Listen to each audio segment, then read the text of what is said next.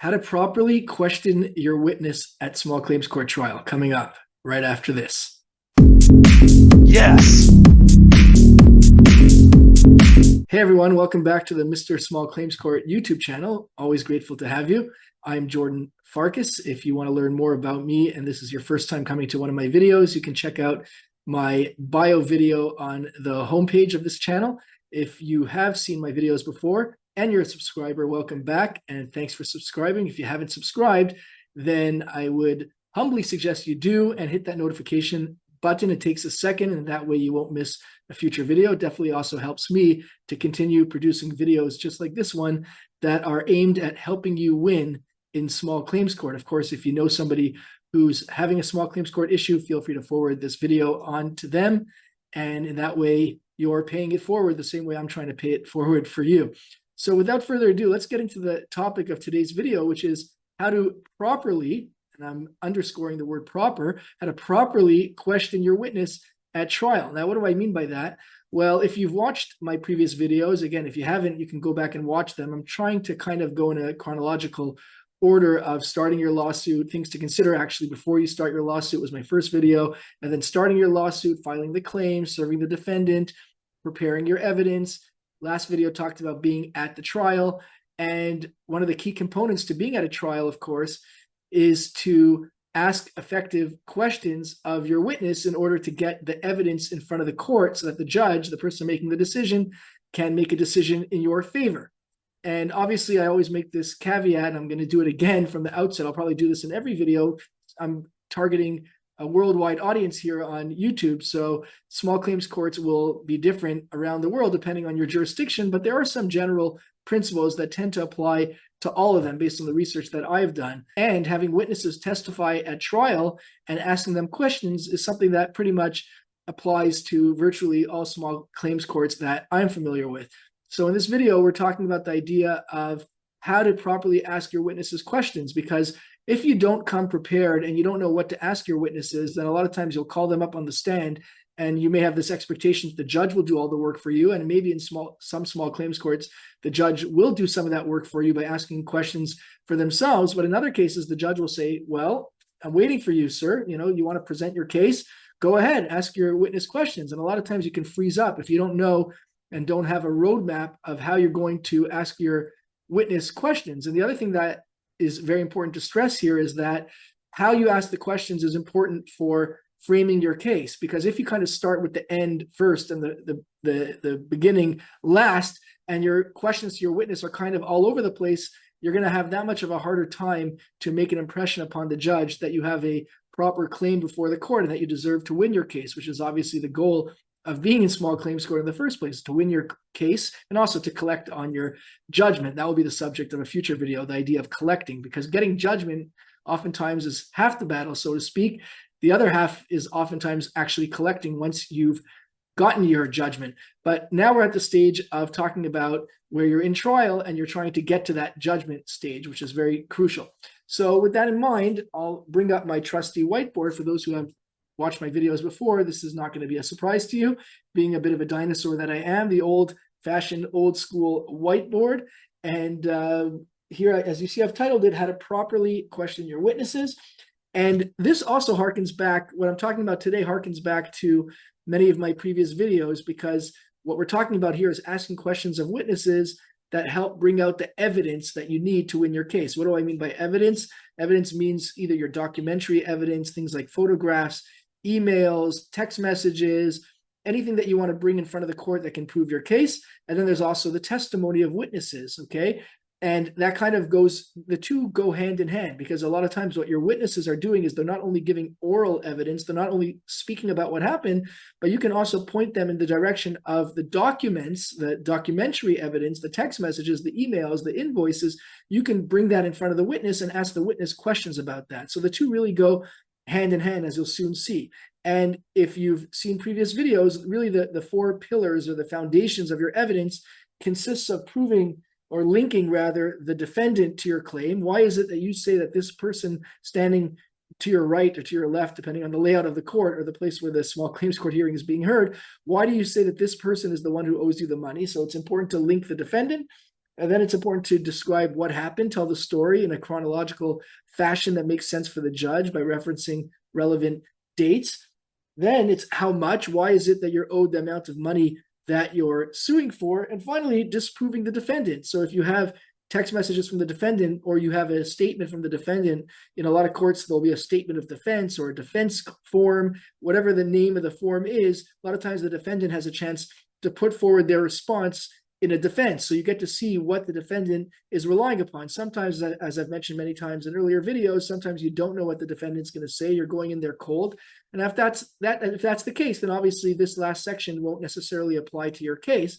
But in general, you tend to have an idea of what the defendant is going to say, either because of forms that have been filed in court or even before that, exchanges that you had with the defendant when the business transaction went awry and you were trying to get paid and the defendant was saying, no, I don't owe you anything. You can see sort of the ideas and the arguments that the defendant is going to make.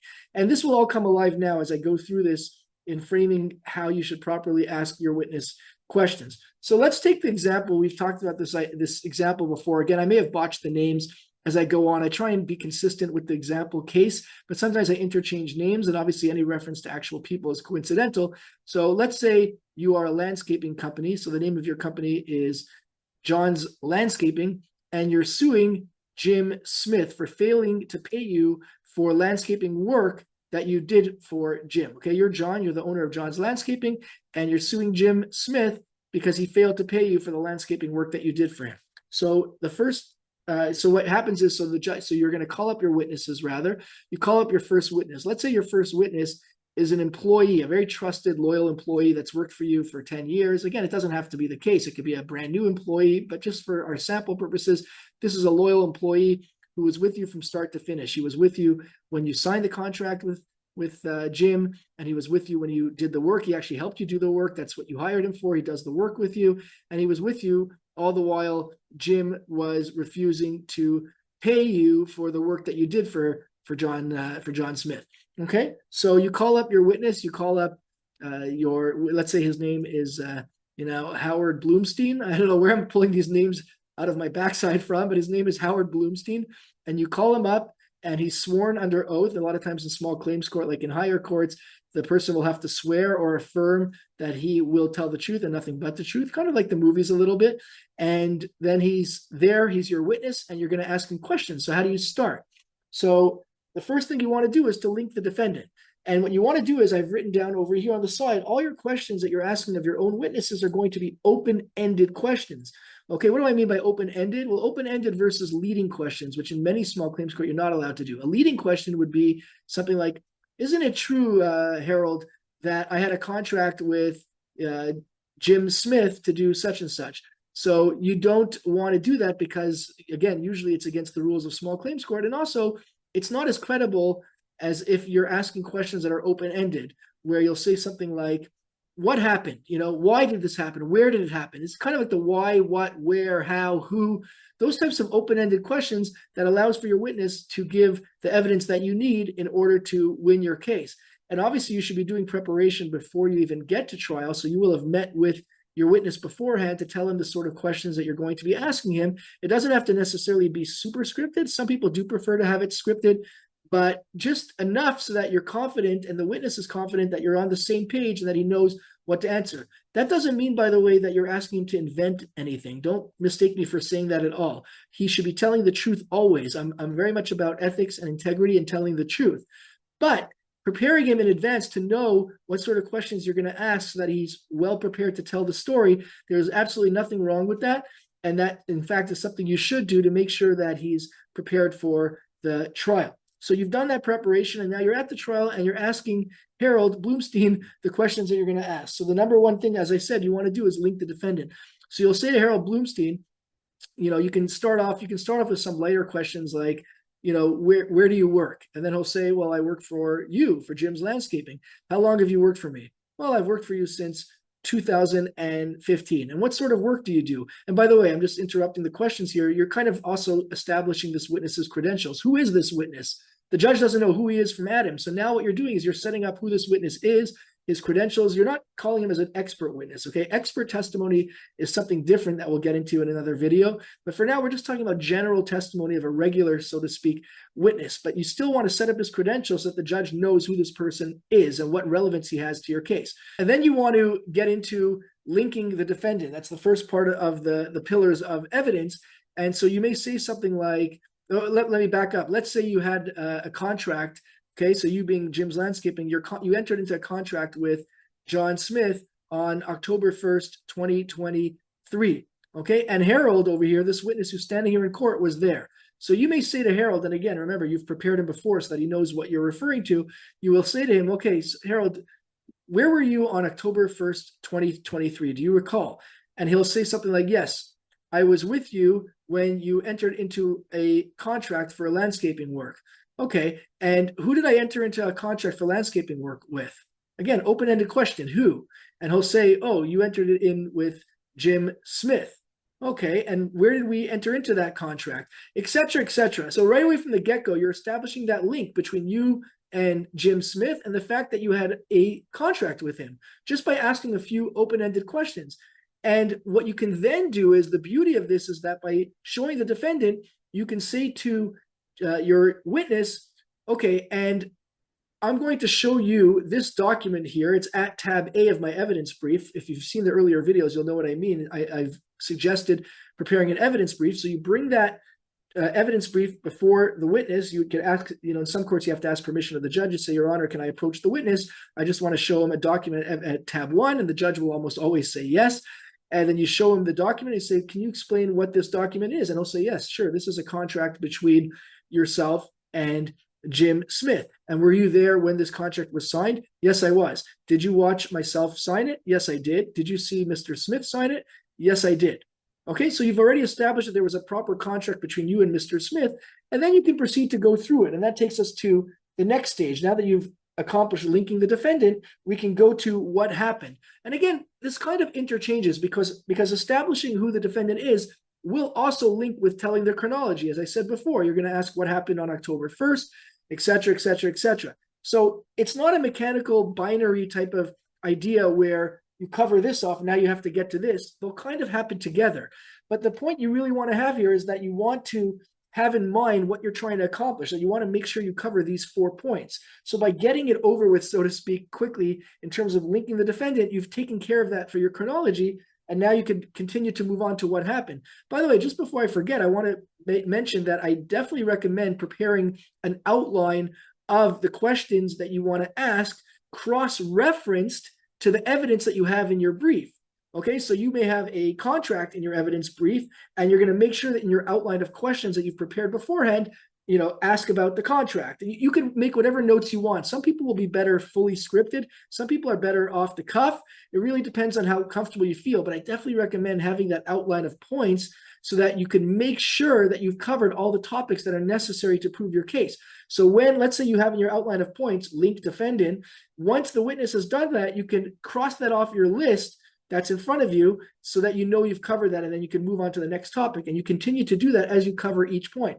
So back to the chronology, as I was saying, you're asking about what happened. So with each stage of what happened, you can cross-reference that with the evidence. So let's say your next question to your witness is, okay, now what happened after we signed the contract on October 1st, 2023? So your witness will say, oh, okay, well, we did the landscaping work. So he may forget your script. Let's say you wanted to ask him more questions leading up to that point of doing more landscaping work. That's okay if he goes and says, just generally we did the landscaping work. If you want to get into more details, you can kind of back him up. So let's say he says to you, well, we did the landscaping work. You can go back and say, okay, when did we have to go to his property to do the landscaping work?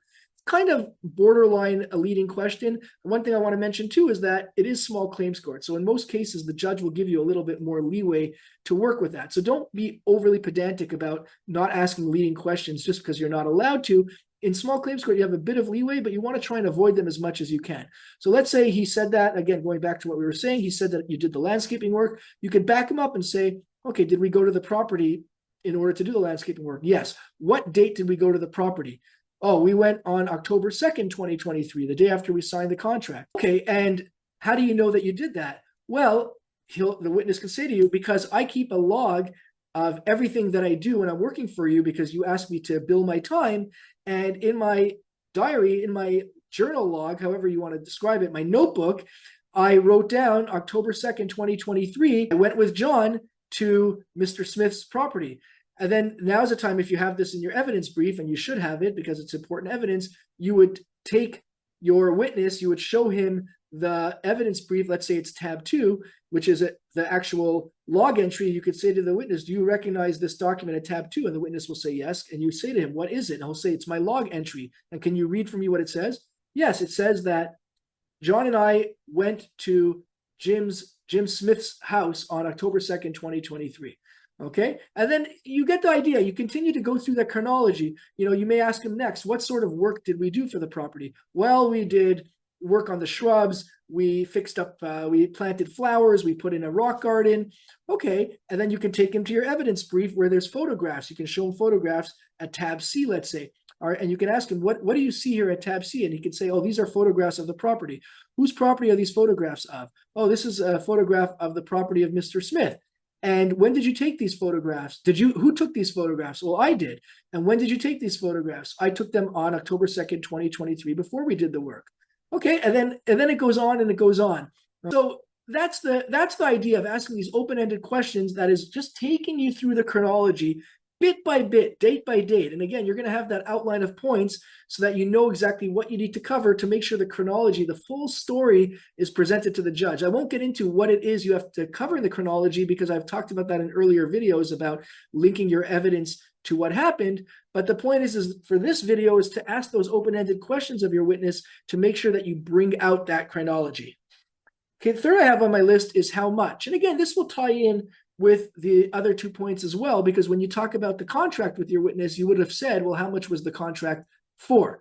Okay, so it's that simple. You can also ask that after you've gone through the work with your witness, you can say, and would you say that the defendant, Mr. Smith, received value for the work? Yes. What sort of value do you feel he received? Well, I think this was a contract that was, first of all, we had a written contract, and second of all, the work we did was certainly worth the $5,000 that the contract called for. Okay, and then you can say, now, as far as you know, did Mr. Smith ever pay? No, he did not. Now, that's a bit tricky because this employee may not have direct knowledge as to how payment would happen, especially if he's just an employee. You may have to call a separate witness in such case, such as an accountant or a bookkeeper who maintains the books, who can categorically state that you were never paid in order to show not only how much is owing, but that you were never paid. A lot of times, again, in small claims court, it's not as formal as higher court. So you yourself as the plaintiff are able to give that evidence too. I want to remind you of that as well. This video is about asking your witness questions. I've already talked about you giving your own evidence in an earlier video, but don't forget that it's perfectly acceptable for you to be your own witness. Okay, I'm not suggesting that you have to have witnesses for everything if you can give your own testimony, but of course, having that corroborating evidence, having that supporting evidence from other witnesses that have direct knowledge of what transpired is usually all the more helpful, unless you feel that it will be worse for you to have that witness than to not have him. Why would it be worse to have a witness? Well, it could be the type of witness who doesn't come across as credible. Maybe his appearance doesn't give you the sense of feeling that this is somebody you could rely upon. There could be a million reasons why you may feel like it's not the best witness to have, which is why you should align yourself with good people so that in the event things go awry, you have people you can rely upon. And of course, it's good to surround yourself with good people anyways. But what I'm saying is that you may have reasons, and perfectly legitimate strategic reasons, for not calling certain witnesses. But this video is assuming that these are witnesses that you actually do want to call. Okay, so you've covered linking the defendant, what happened, and how much. And finally, the fourth pillar I have here in terms of the evidence is disproving the defendant. So remember, I started off the video talking about, knowing what the defendant may or may not say in support of the defendant. And again, I talked about this in earlier videos where judges can give you various leeway depending on how flexible the judge is. So some judges do not want you to get into the defendant's evidence at all, but others are kind of okay with it. But anyways, there's kind of a backdoor way of doing it, which is by not necessarily referencing what the defendant said. But let's say, for example, you know that the defendant claims that the work was shoddy. So you can say to your witness, now, did we perform the work on Mr. Smith's property? Yes, we did. And how did the property look after we did the work? And he'll say, oh, it looked great. And you can say something like, did it improve from how it was before? Sure. And then you can take your evidence brief and bring it to your witness and show the witness, again, assuming you'll have before and after photographs. So you show the after photographs, and that's a great way of introducing the after photographs into the court. And you can have your witness go through what was done. Well, here we did the rock garden. This photograph shows us working on the shrubs. This video shows us planting flowers, etc., etc., etc. And in doing so, you're accomplishing not only showing the work that you did, but you're disproving what the defendant says by showing that, because the defendant is claiming that the work was shoddy, but here you have your witness going through the work to show just how wonderful it is. Okay, so you don't necessarily have to say to your witness, well, the defendant claims we did bad work. What do you think? First of all, that's more of a leading question. And second of all, a lot of times that will raise the ire of the judge. But rather than doing that, you can go through it backdoor, as I call it, by knowing that what the defendant will say and using your evidence to disarm the defendant by bringing it up to your witness so that you kind of preempted the defendant. Okay, now, of course, the defendant will have a chance to cross-examine your witness, which means ask questions of your witness to try and bring out evidence that supports the defendant. And that's going to be the subject maybe of the next video. But the point is that you do have the ability to try and kind of steal the thunder, if you will, of the defendant in your own witness's questioning, your own questions that you're going to be asking your witness. Now, something else to bear in mind is that there is the idea in many courts of redirect. Okay, and it can be called different things in different courts around the world, but basically after the defendant has a chance to ask your witness questions in what's known as generally as cross-examination. So you finished asking your general questions to your witness. Some places it's called examination in chief or direct questions. And the defendant has a chance to ask your witness questions. And then in many courts, you will have a chance to re-ask your witness some additional questions based on things that the defendant said. Okay, so I'm not going to go into that whole rabbit hole now because that's beyond the scope of this video. I'm also trying to be very mindful of not making you feel overwhelmed, because I recognize that if you're watching this video, you are not an attorney. That's the assumption. Anyways, if you are an attorney, that's totally fine. You may not be an attorney that practices litigation or courtroom law. But in any case, my assumption is that you're not an attorney, and I don't want to overwhelm you with too much. I want to try and give these videos into snippets and sound bites. I mean, sound bites, they're, I don't know, on average, they've been like 20 minutes long because there's a lot to cover. Trials are so complex in so many things that can happen. And I try and cover a lot of the more kind of common things that occur in trials, but I don't want to get overly burdened by getting into cross-examination and re-examination and redirect and things of that nature at this point. Okay, certainly if you are interested in learning more about that, you can leave that in the comment section below. And if I do feel like it's something that could benefit not just you, but also my general audience here on Mr. Small Claims Court, then it may just be the subject of a future video, especially as this channel is in its infancy. As I record this in November 2024, there's more of a chance that I'll be able to see your comment and cover this in a future video. As popularity grows and the comments grow, that may be a little bit more challenging, but you never know. And anyways, your feedback is always welcome. Definitely do my best to look at the comments when somebody is gracious enough to leave one. So let's just do a quick summary. Once again, what you're doing is you're asking open-ended questions that are meant to elicit responses that help you prove your case. And what helps you prove your case? Linking the defendant to your claim, stating what happened with the chronology, how much is owed, and disproving the defendant. By asking these open-ended questions with good preparation of your witness in advance, and by having an outline of points prepared so that you can cross that off as you go through your questions to your witness, you'll be in that much better of a position to have an effective and proper questioning of your witnesses, and will put you in a much better position to win your small claims court lawsuit, which is obviously the goal. So I hope you found that video helpful. Once again, if you have not yet subscribed, it will literally take you, let's say, about 3 seconds to hit that subscribe button. Smash the subscribe button, as a lot of these YouTubers say, and don't forget the notification bell so you don't miss a future video. Leave a comment below if there's a topic you'd like me to talk about. As I just said, you can leave that in the comment section below. Share this video with anybody who you think can benefit from this.